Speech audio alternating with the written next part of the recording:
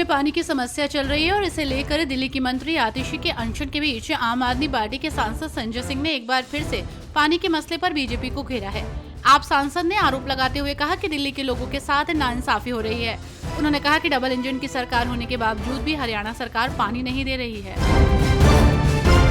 NEET PG को स्थगित करने का मामला गर्माता जा रहा है। डीएमके ने इस मामले में केंद्र सरकार पर निशाना साधा है। उधर कई छात्रों ने भी केंद्र सरकार के फैसले की आलोचना की है। आपको बता दें कि 22 जून को केंद्रीय स्वास्थ्य मंत्रालय ने नीट पीजी को स्थगित किया था।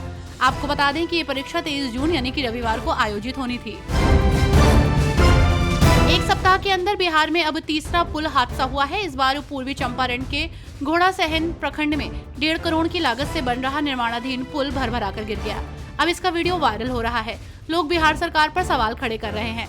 लोगों का कहना है कि घोड़ासहन प्रखंड अमावा से चैनपुर स्टेशन की ओर जाने वाली सड़क पर बन रहे पुल की ढलाई का काम कई दिनों से चल रहा था। दिल्ली में जल संकट के बीच सियासी पारा बढ़ गया है।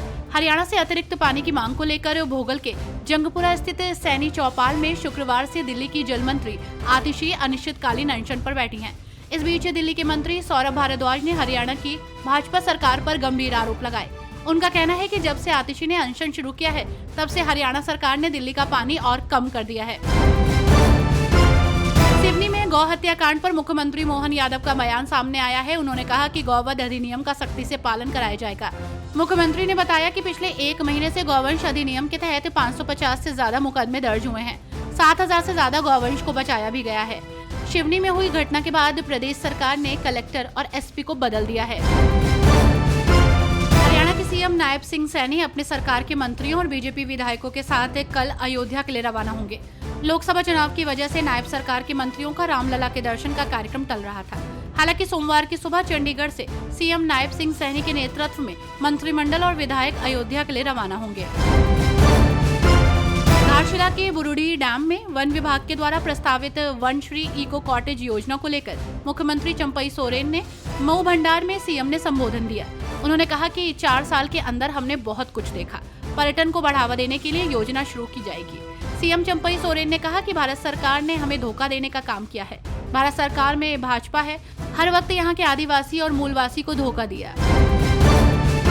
हिमाचल प्रदेश का सियासी पारा इन दिनों हाई चल रहा है। ऐसे में आपको बता दें कि कांग्रेस के नेता बब्बर ठाकुर ने जेपी नड्डा पर आरोप लगाया था कि अगर मेरी हत्या होती है तो इसके लिए जेपी नड्डा जिम्मेदार होंगे। बब्बर ठाकुर के इस आरोप पर भाजपा के राज्यसभा सांसद हर्ष महाजन ने कहा है कि जेपी नड्डा की छवि को खराब करने का ये प्रयास है। बब्बर ठाकुर ऑर्गेनाइज्ड क्राइम के सरगना है। खालिस्तानी आतंकी हरदीप सिंह निज्जर को कनाडा की संसद में श्रद्धांजलि दिए जाने के बाद अब भारत की ओर से प्रतिक्रिया आई है। भारत के विदेश मंत्री एस जयशंकर ने कनिष्क विमान हादसे का जिक्र कर आतंकवाद के मुद्दे पर कनाडा को आईना दिखाया।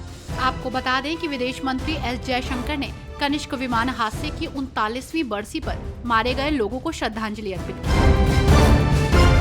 पेपर लीक विवाद को लेकर विपक्ष केंद्रीय शिक्षा मंत्री धर्मेंद्र प्रधान पर हमलावर है, तो वहीं प्रधान रविवार को हरियाणा के दौरे पर आने वाले हैं। उनके दौरे से पहले कांग्रेस ने बीजेपी पर बड़ा हमला बोला। कांग्रेस ने दावा किया कि शिक्षा मंत्री धर्मेंद्र प्रधान के दौरे से पहले एनएसयूआई हरियाणा के अध्यक्ष अविनाश यादव को नजरबंद कर लिया गया है और ऐसा इसलिए किया गया है कि कोई पेपर लीक से जुड़ा सवाल ना पूछ ले।